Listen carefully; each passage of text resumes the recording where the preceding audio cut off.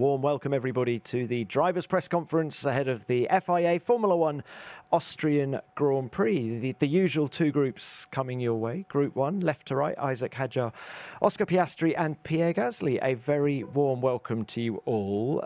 Pierre, you've got your P3 trophy from Monaco. How sweet does that feel? Yeah, very happy.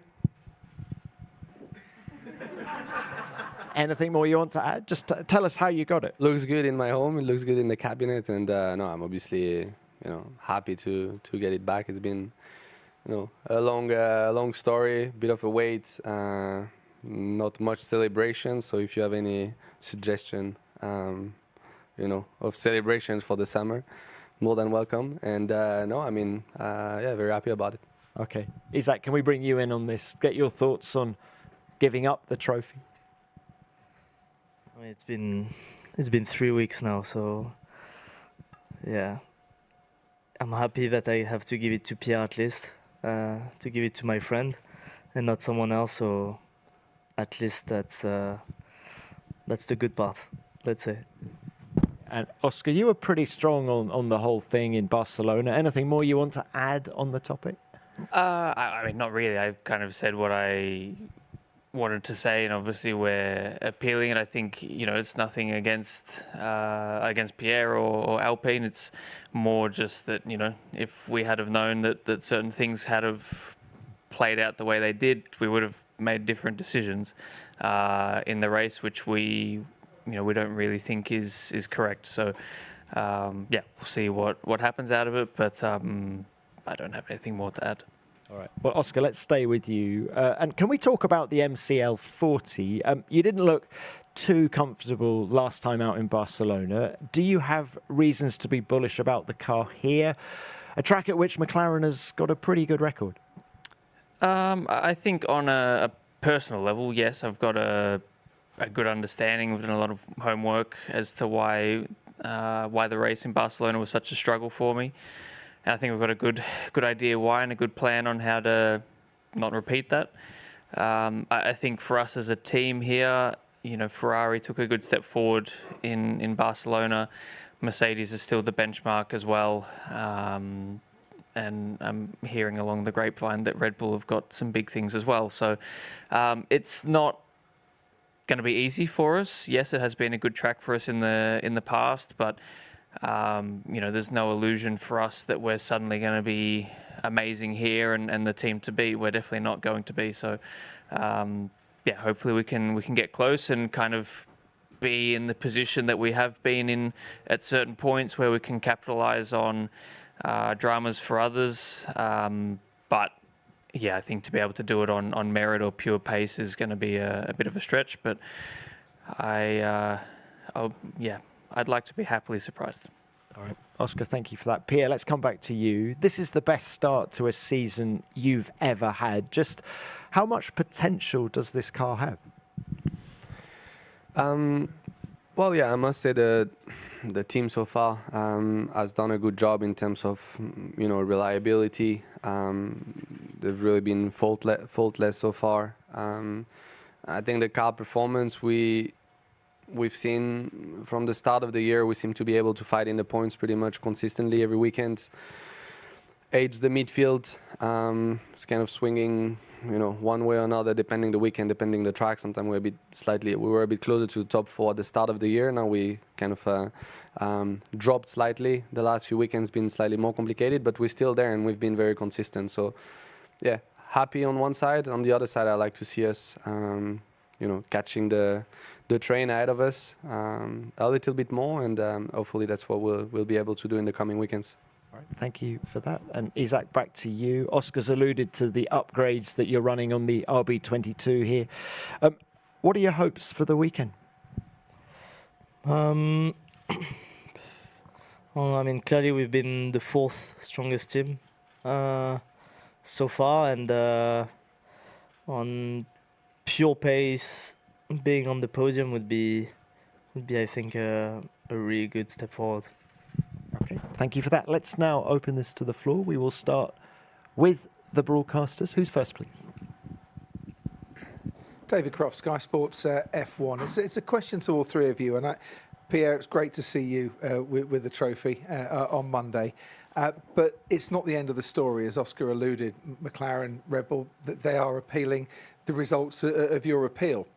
Setting aside your own personal interests here, what would you like to see for the good of the sport come out of the results of the Red Bull and McLaren appeal so that learnings can be taken forward for the future so we don't have a situation like we had in Monaco again? Yeah, let's start with you. All right. I don't know how much time we got here, but it's difficult to be, well, I don't want to be too long. I think for the good of the sport, we don't want to see what happened again in the future. There was a mistake, done during that weekend, and I think it's important we all learn from it. And at the same time, I think that's what I've said the other time. If a mistake was done and can be corrected, because it's been unfairly given for no wrongdoing. So in that case, in our situation, if you have a chance to correct it, I think it's the right thing as a sport to do it. And I must say I was very pleased by the actions and the sort of outcome of the decision post-race. But obviously from McLaren, Oscar, I think George situation, I completely understand that for their own performance, I've got nothing to do with their results, but they probably feel some sort of injustice for what's been done to them, but that has nothing to do with Alpine or our own race, and I think that's something they need to sort out on their. But I do think if you can correct a mistake which was done, is the right way of approaching it, to come back on it, and that's what I like to see in the future. Obviously, we don't see this situation, but if eventually a mistake is done, I think it's the right way to correct it. Yeah. I think the most obvious one is make sure the pit lane's measured correctly. That's a good starting point, obviously. I think what is difficult in that situation is, Alpine, question the penalty. I think everybody questioned the penalties. I've never seen a race like that where there's so many pit lane speeding penalties, and in my case specifically, like I knew I wasn't speeding either. But the kind of approach is always, well, you have the penalty, you can't really argue with it in a lot of cases, which I think in 99% of things is a good thing. And I think the risk that we have now is anytime a team or a driver feels that a penalty is potentially wrong, or they have a chance of changing it, you go through this whole saga where we still don't officially know the results of the race a month later, which I think is the biggest thing. I kind of agree with Pierre's point that if there's something that can be corrected, then I can definitely see why it can be, but it also sets a bit of a tricky precedent, because you could just end up with everybody not serving their penalties and then arguing about it for weeks after, which is not what anyone wants to see. So, a difficult situation with two sides to it, I guess, or probably even more. Isack? Yeah, nothing to add. Okay, let's move on. Next one, please. Mara San Giorgio, Sky Sport F1 Italy. A question to Oscar. Oscar, you were talking about the difficulties of Barcelona, but how do you feel about your first part of the season in terms of results and feeling with your car? Very up and down, clearly. I think probably a bit more down than it has been up, unfortunately. I think there's been glimpses of good pace. I think there's been races where we've taken advantage of the situations around us and maximised things. there's definitely been situations where we haven't, whether it be through mistakes from drivers, whether it be reliability issues, whatever it might be.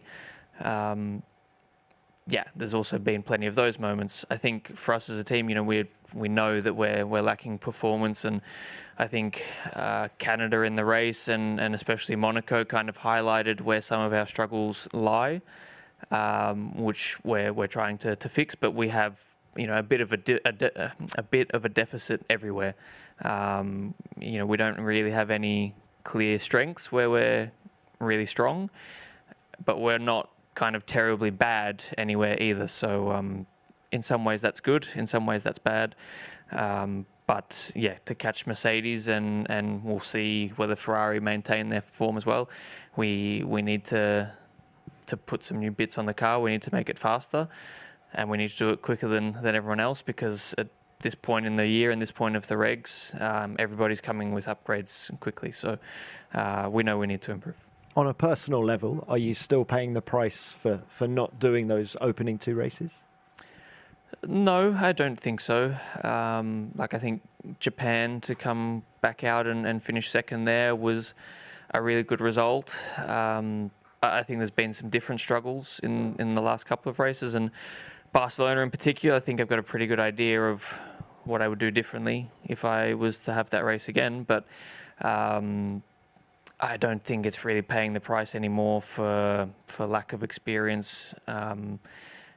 Things are quite different to last year in a number of different ways, but it's up to me to be able to adapt to that. And I think in certain situations I have adapted very quickly. In others, I haven't adapted as quickly as I need to. So still plenty of learning. Okay, thank you for that. Next, please. Andreas Gröber, Servus TV. I have a question to Pierre, who we all know is an avid football fan, a part owner of a football club, and we saw you celebrating the Champions League win of PSG. As we all know, tomorrow there's a big game on for France at the World Cup, 9 o'clock. Question, is that in your daily schedule? Are you going to be able to watch it? And if so, do you have an idea what kind of game we can expect from Le Bleu? Yes, it is in my schedule. Once I've obviously finished and figured out what I want to do with my car. But definitely going to watch the game. And I love football. I think we have an incredible team, incredible players. And I watch a lot of football, obviously support my team. Isack, you're welcome to come in the hospitality if you want to watch as well. And they are just insane. Like the players, we've got the quality. It's just it's a 90-minute show every time, and I enjoy a lot in front of the TV. Isack, will you take up Pierre's offer? Is it at 9 p.m.? I'll think about it. Why not? Yeah, thank you for watching previous press conference, first part with Pierre Gasly, Isack Hadjar and Oscar Piastri. Just firstly, I want to say welcome to our channel. On this channel, the concept will be like this.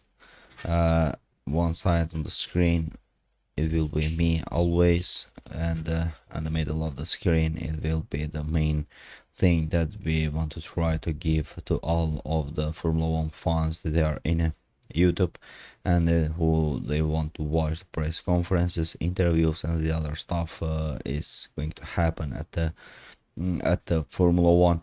And at the end of the video, of course, I will try my best to give some opinions about the press conference, to give my own opinions about the race, to make some predictions about the race, and to have good connections with who is going to be subscribed on our channel, or who is going to comment on our channel, to have good discussions about the Formula 1, and of course things that is going to happen on that race week. And also I will try my best to make videos like analyzes the news and the other stuff that we are having on internet about about the Formula One.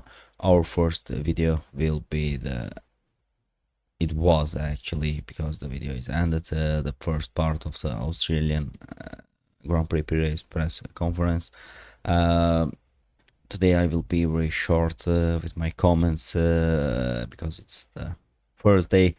Also, of course, you can just miss this part of the video to put like on the channel, to comment, and of course to not to forget to subscribe to the channel. And as you know, as we talked about the Monaco Grand Prix, as you know, Isack Hadjar was at the third place. After that, Oscar Piastri won, and a lot of stupid things happened at the Monaco Grand Prix because of the FIA's decisions, the protest of the Alpine, and at the end of the day, the trophy stand at Pierre Gasly, and the third position, the trophy of third position stay at Pierre Gasly. Actually, both of them this season are having very good performances with their cars, especially Isack Hadjar. But the other guy that was at the press conference, Oscar Piastri, I think he was saying that he is happy with his car, but when we look to the results and when we look what he is doing at the races, practices, until now this season he was struggling a lot with his car, but I will see maybe with the new upgrades, with new setups on their car at the McLaren, maybe he will be a little bit much more faster like he was last year with his car. As you know, he was nearly to be the champion, but he lost to the London Norris last year at the championship. And of course, as always, I just forgot to tell you that always I'm going to be just comment the first part of the press conference. I'm not going to comment anything about the questions of the journalists that they are staying there and making the questions to the Formula One drivers. I will let that part for our viewers, for our subscribers on our channel, to see what they think about that questions and the other things that will happen at the press conference. As I said, today I'm not going to talk too long about the first part of the press conference, but for the other races, for other sessions, I will try my best to be a little bit much more longer about with my comments about that day's session. And of course, just don't forget to like this video, to support us, to comment, and of course to subscribe to the channel. And for a couple of minutes we will have also upload the second part of the pre-race press conference.